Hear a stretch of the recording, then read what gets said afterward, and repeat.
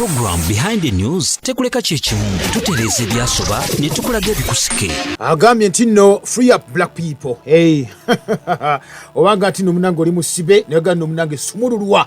gwe muddugavu gwe ebyaddala kubanga ensimu otambulira bakwa kati munange nga olinga embwenjeru mayembwenjeru ebereka buli wamu akati no muddugavu kirizo obagaana bakulaba ngambwa njeru oyina birungi nnyo ebirungi biitirivu nnyo mukama katonda be yakola n'akuwa gwe ng'omuddugavu muganda wange atuuliriza tojja kwewuunya nnyo nti n'abazungu bennyini olinga yakukwera owakabi akukwera owakabi ng'ali mu firimu omwo okulaba ekyaddako kiri kimu kyokka nti komando alina okwesiga kala nga ya bulaaka afunemu ku bukambwe afunemu kye bayita obumalirivu obwekikula bwekityo muganda wange kakati nno wetuliyogera ku byafo ebyomuddugavu oli kakasa ensi gyegenda ensi gyeva era ensi gyeraga amazima gennyini nenga bwatu walugeye bamwise bizinesi geno omulungi ali ku Impact FM radio lwasa mayinja bw'oba oza okusengoya eddoboozi lyange kiriza obagaana olina okwebaza mukama katonda kubanga akuleseewo n'ekigendererwa era olw'ekigendererwa ekinene nnyo obere nga ate muganda wange otambula naffe tubenga tusokuwa nga ate tubaka ettafaayo oteeka ku ggwanga lyaffe wamu n'ensi yaffe wamu mpozi n'obuntu bwaffe nkwaniriza webale nnyo taata maama kaswera ngaozukuse tukimanyi ti nno of course abaana balidda ku masomero wiiki etandika olunaku lwa bbalaza official kweggula omubutongole okw'amasomero gonna n'olwensonga eyo nti nno kati nonkadala abasooka abagenda kati mu wiiki eno gyetukubya Emabega nenga official opening ya ku Monday kale nno tubasuubira okuba nti ekigenda mu maaso mukimanyi bagetuukako omwana gyagenda okuba nti asula omanye omwana mbuzi ebalya omanye embeera nga balina okuba nga etambula but anyway abazadde mwena bazaayo abaana ku masomero tubagaliza bingi bireere nenga ekikulu kiri nti tuba tukwaniza mu programu eno akati abamu mugenda kujaguza mukole ki musibiriye abaana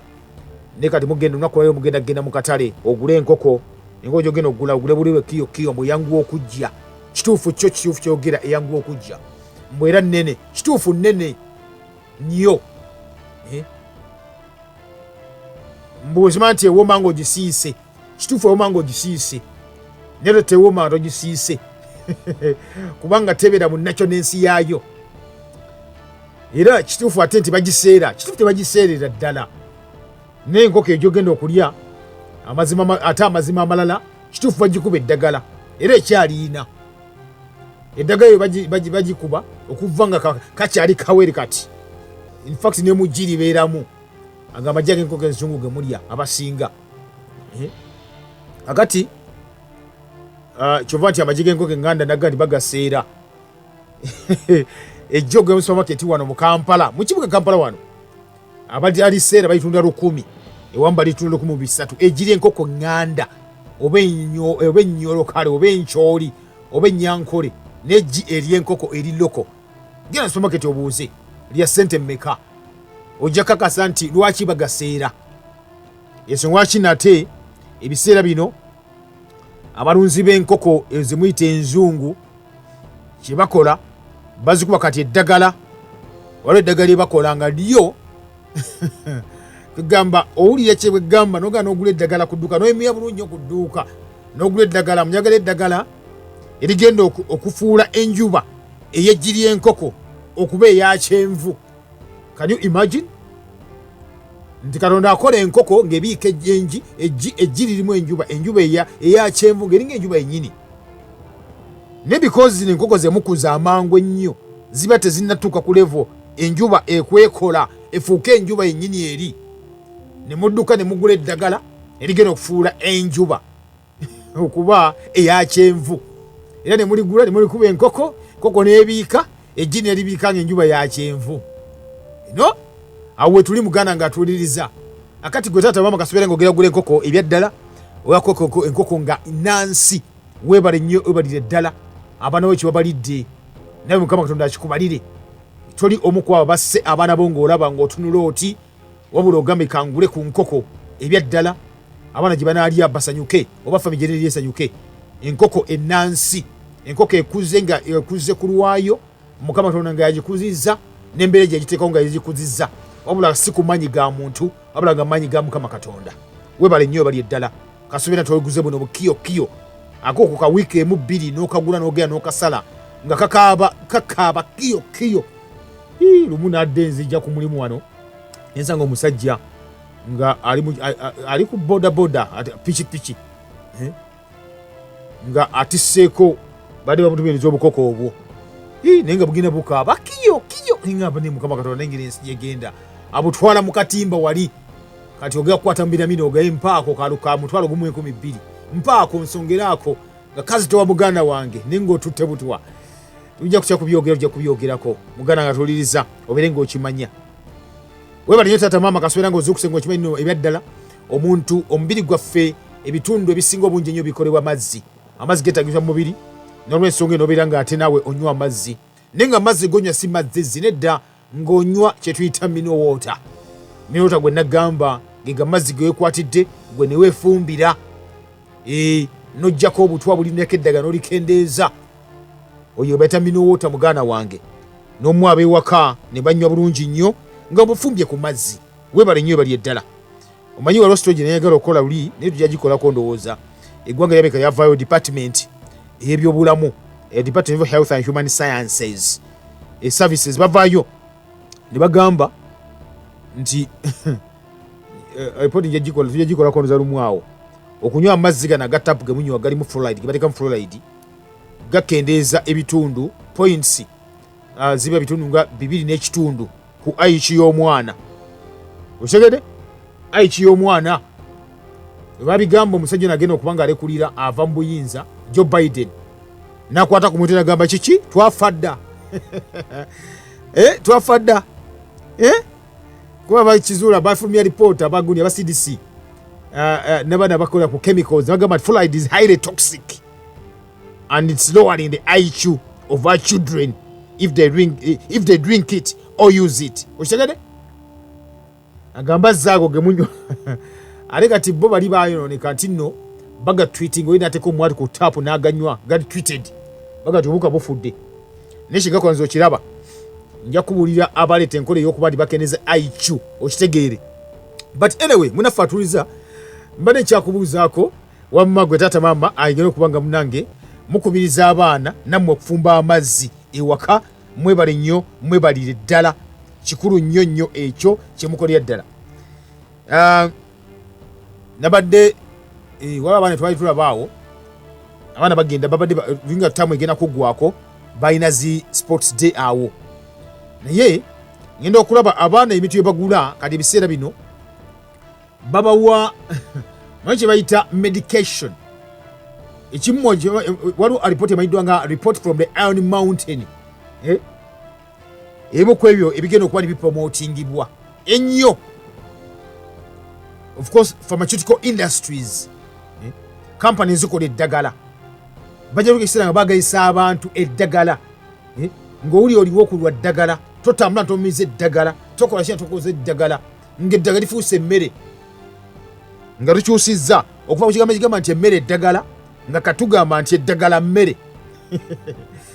ati abamu n'abaana ato nga balina oddibaagaza akati epoti yali mwaka gwa 1967 but ate ebutuddeyo eri mu depopulation agenda bali bakiteekamu dda ekyokuba ndibagayisa amatu eddagala sakita ati eddagala lifuuka nga gaga nti emmere eddagala ogati kati eddagala mmere nga tubalya buli kibali kati bakola empeke oli n'amina empeke n'amala ne weeks nga talidde emmere but ng'amize empeke okitegedde bakola eddagala nebatekamu ebirungo nga abasirikale batyo odikozesa abagenda mu ntalo ebyo mission ez'enjawulo but kino kyemanyaga kugamba nalaba abaana nga bakutte waliwo kati buswiti babupakinga bulungi nnyo bubeera omwo nga bulinga mpeke bulinga mpeke era buzifaananya ddala bulungi nnyo kati omwana waakalya kakola ki kawoomerera kubanga it's sweet babukola mu ngeri bweti ey'empeke nezzuka ebaga nti n'abaana bayiga nnyo nga balabye abaana bayiga nnyo nga bakutteko abaana bayiga nnyo nga bapraktisinze akati ekyo kyokka kikulaga bulazi waji ba preparing omwana okuba nti agenda nti ajja kuba takyatya kumira ddagala nti kati ekyo kiki bagamba nti emmere eddagala ejja kufuuka emmere nga kiki beetaaga muganda wange kwokya bitundu bya munda organi zonna bali nga bazookya ng'omira eddagala mpolampola nga lukyalita nadditya eyo party ya depopulation agenda okusanya oba okukendeeza ku bungi bw'abantu muganda nga tuyinza kugamba bugambi buli nnaku tuli obutwa buyitirivu nnyo naye bali nnyo tata mama kasobera nga naawe osimba enva endirwe waka nga mulyako bulungi nga tokyagula nnyaanya zo ziriko ddagala wabula nga ennyaanya ozeesimbira tokyagula gwini ziriko ddagala gwini nga ozeesimbira oba tozisimba nonya ku butula ate oliyeko obutwa bukatunguma buli obukawo waffe buli nagga ti babwonoona dda babujingirira dda kati katunkuma alinga liisedde alinga ennyenyi ndi oba ti nnene nzibu osi katunkuma muganda nga tomugula katunkuma nga twogerako bwe buli obwaffe buli obukawa obutini buli obwo wawona obulya at least bukendeeza ku miki bukendeeza ku butwa bwe tulya buli lunaku amazzi munyonnyo amazzi gakendeeza nagwo obutwa ate mukole ku dduyiro bannange dduyiro ne mulungi nnyo kuba obulamu bwaffe ate nate n'okuba nti obutwa buva mu mubiri kasotuya nabwoti olina byofulumya kikulu nnyo ekyo muganda nga tuliriza nkwaniriza eno eprogramu eyiddwa nga ekiri emabega amawulire nga bulijjo basabule nnyo nate nze omulangira kalema gegange program behind the news tekuleka kyekimu tutereeza ebyasoba ne tukulaga ebikusike ladies and gentlemen Africa teri akola ki teri ayamba kirizo bagana munafa tuliza bigere maso mpola ate program ino wadanga ekiri emabega amawulire tubatase program nate munanga tuliriza hakati no kiroko kwantwogerako nagambako lunaku oluli nti waliwo alipoota yafulumizibwa alipoota yafulumizibwa mu mawulire ng'egamba okusinziira ku Uganda AIDS Commission ekitongole kivunaanyizibwa ku byamukenenya akakiiko ako kafulumya alipoota ne bagamba nti nno siriimu yali yeyongedde mu ggwanga Uganda si kwengera bwengezi mu ggwanga Uganda bawa ne regions ez'enjawulo siriimu gye yali yeyongedde naga nti ebitundu biri ogenda mu bitundu bya Western Region 40 Mbalala yali yeyongedde nnyo siriimu ate mbavubuka kakati ekyo si ensonga oba nagigambako nenga kasa tuli gyogera wano nakibagambako naluli lwaki kyakyogerako dda nnyo luli nti waliwo ebintu ebijja nga waliwo akaseera kayingidde of course ensi neyeyagala ate ngeri ku bunkenke endala but anyway kiki kyenagamba kiri nti abasajja abakola kye bayita wali musajja mwita Dr. Luc Montagnier mu Falansa then Dr. Robert Garo oyo America abo benyogerako ebamu ku abava ne baweebwa awards ez'enjawulo mu 2008 ez'okuba nti bali credited basiimibwa nti okola akawuka akaleeta mukenenya but kikyebalyaga okugamba ensi ziri bbiri ezo Nfalansa neggwanga eri America era ezimu contracts ezakolebwa buli ddagala erifuluma ligenda ku balwadde ba siriimu percentage egenda mu America ne Bufalansa byomu afunako ayo biri mu kitabo tujja kuba biyira tuli bisoma the AIDS cure kinafuluma obudde bwonna naye kiki kyemayiga okuba nti nkutegeeza nti alipoota bwe yafuluma yagamba eti nti uncircumcised men fueling new HIV infections okusinziira ku Uganda AIDS Commission bakizuula ne bagamba nti nno obulwadde bweyongedde naddala mu basajja abatali bakomole naddala abo mbu abadivorcinga kyeza bakyabakyawe bayawukana oba abo abayawukana bweta alipoota bwe yagamba mu mawulire agafuluma bulungi nnyo era ne bagamba nti nno ku keesi ez'okweyongera abasajja abatali bakomole bakoze ebitundu 20 ku 100 olwa keesi ezo ezirecorded baga abasajja abakulukulu abakuze emyaka abatali bakomole ate nga si bafumbo n'abo abafiirwa bakazi baabwe be bagenze maaso okuba nti bakulembera kino ekyokuba nti baleetera abantu okuba nti mu Kenya yayongedde mu baana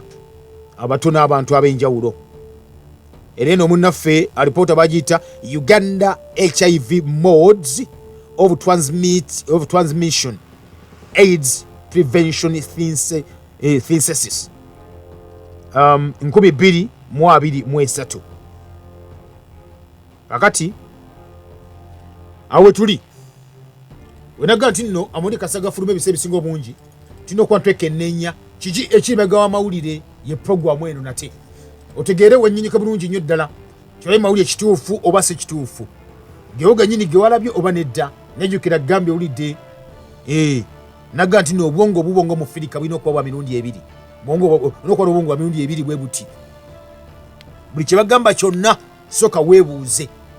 ekisooka sooka okkirize kituufu wanza okuba bakusomeseza ku ssomero kkiriza nkituufu kuba bajja kuba babikubuuza bagende nti nno ani yazuula Kiyira tekawo omuzungu mulungi nnyo oge John Speak ne bodde waka g'omwana sooka ebuuza ekibuuzo kimu nti ani yatwalayo oyo John Speak ku Kiyira wali sinza lwaliwo bazuula edda adeni kikujja ekiyoga nti nno omuzungu maybe yasooka okujja yali ani yali oyo naye ng'obwongo ne mirundi ebiri buli kye bagamba kyonna kyonna sooka okikole ki sooka okyebuuze sooka okirowoozeeko ogambe kituufu oba situufu lwaki bakyogedde lwaki bakikola kiyita ekiri emabega w'amawulire mugala ng'atuliza Gwalik Impact FM radio Lwasa Mayinja katandikiraawo. Program Behind the News tekuleka kyekimu tutereeza ebyasoba ne tukulaga ebikusike bagiyita ekiri emabega